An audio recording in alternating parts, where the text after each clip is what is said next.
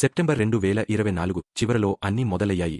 నా నాన్నగారు, రాజన్న, ఆరోగ్య సమస్యలతో బాధపడుతున్నారు. డయాబెటిస్, గుండె సంబంధిత సమస్యలు, వయస్సు అన్నీ కలిసొచ్చాయి. ఒకరోజు ఉదయం ఆయన నన్ను పిలిచి చెప్పారు. రాము నన్ను కలలో చూశాడు. అన్నాడు, నీ సమయం దగ్గరపడింది. రాము అంటే ఆయన మామయ్యగారు, అనగా తండ్రిగారి పెద్ద అన్నయ్య చాలా కాలం క్రితమే మరణించారు. ఇది వినగానే గుండె పగిలినట్లయింది. అయితే ఆయన ప్రశాంతంగా, ఎంతో నిశ్శబ్దంగా మాట్లాడారు. ఆ వారంలోనే ఆయన తన బైకులు అమ్మేశారు. అనేక ఏళ్లుగా ఎంతో ప్రేమగా చూసుకున్నవి. ఇక ఉపయోగం లేదు బాబూ అని నవ్వుతూ చెప్పారు. అయితే పరిస్థితి త్వరగా మారిపోయింది. పడిపోవడం మొదలైంది. ఆయన బరువుగా ఉండడంతో ఒంటరిగా లేపడం అసాధ్యమయ్యింది. కుటుంబ సభ్యులు విదేశాల్లో ఉన్నారు, నేను ఒక్కడినే.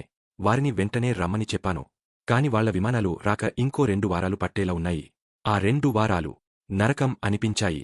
ఉదయాన్నుంచి రాత్రి వరకు ఆయనను స్నానపరచడం, మందులు వేయడం, తినిపించడం, ఆయన పడిపోయిన చోటల నుంచి లేపడం, ఇకపోతే పని దగ్గర జూమ్ కాల్స్కి హాజరవడం, అన్నీ కలిపి నా శక్తిని పూర్తిగా తుడిచేశాయి. ఇంతలో వింతగా ఒక విషయం జరిగింది. అతని గదిలో అతడే కాదు. ప్రతిసారి గదిలోకి వెళ్ళినప్పుడు చాలా చలిగా ఉండేది. నేను అడిగితే, ఇవాళ రాము, నజీర్, బుజ్జి వచ్చారు. వాళ్లకి నీ టీలో తులసి వేయలేదని అన్నారు అనేరు. ఆయన ఎప్పుడూ 3 ఖాళీ కుర్చీలు పెట్టేవారు. వాట్లో ఎవరో ఉన్నట్టు ఆయన మాట్లాడేవారు గొప్ప ఆనందంతో. మొదట్లో భయమేసింది. తర్వాత నన్నే ఓదార్చుకున్నాను. నేను లేకపోతే ఇంకెవరు చూసుకుంటారు?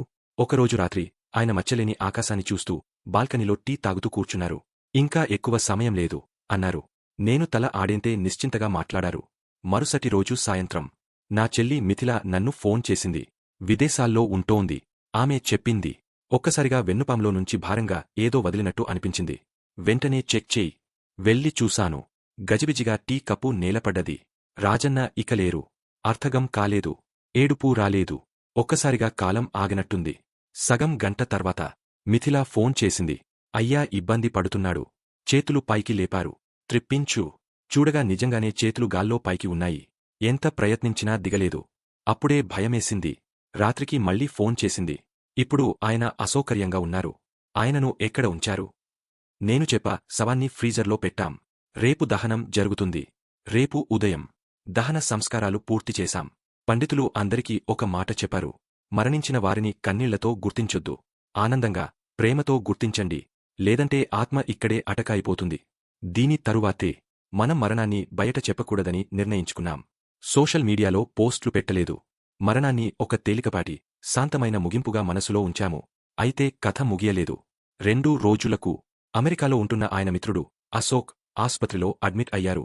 ఆయన భార్య మా అమ్మకు ఫోన్ చేశారు. అశోక్ అంటున్నాడు, రాజన్న నా ఎదురుగా కూర్చున్నాడు. నన్ను పిలుస్తున్నాడు. ఏమిటి ఇది? ఆయన ఇంకా బతికే ఉన్నారా? ఆమెకు ఇంకా రాజన్న మరణించిన విషయం తెలియదు. మేము చెప్పిన తర్వాత ఆవిడ నిశ్శబ్దంగా ఉండిపోయారు. అశోక్ ఆదివారానికే చనిపోయారు. కొన్ని రోజుల తర్వాత అశోక్ చెల్లెలు శాంతి, లండన్లో ఉన్న ఆమె తన సోదరుడి అంత్యక్రియలకే వచ్చారు. విమానంలో నిద్రపోయి కలలో రాజన్న, అశోక్ ఇద్దరూ ఒక బెంచిపై కూర్చుని ఆమె వైపు నవ్వుతూ చూస్తున్నారని చెప్పారు. ఆమె ఆరోగ్యం కూడా ఆ తరువాత క్షీణించింది. ఇప్పుడు మేము తిరిగా ఆ రోజులను గుర్తు చేసుకుంటున్నప్పుడు అనిపిస్తుంది, నేను ఎలా తట్టుకున్నాను? ఆయన ఒక్కరే కాకుండా ఇంకా ఇద్దరిని తీసుకెళ్లరు? అయితే ఒక విషయం మాత్రం తెలుసుకున్నాను. మరణాన్ని కంటతడి కాకుండా మనసారా వీడాలి. ఎప్పటికీ ప్రేమతో గుర్తు పెట్టుకోవాలి. శ్రద్ధగా, దయతో, చల్లగా. ఇప్పుడు కూడా ఆ గదిలో టీ కప్పు వేసి ఉంచుతాను. ఎవరో వస్తారేమో అనిపిస్తుంది. ఆయన ఎక్కడో ఎవరితోనైనా ఏదో ఒక చెట్టు క్రింద బెంచిపై కూర్చుని ఉండొచ్చు. శాంతంగా.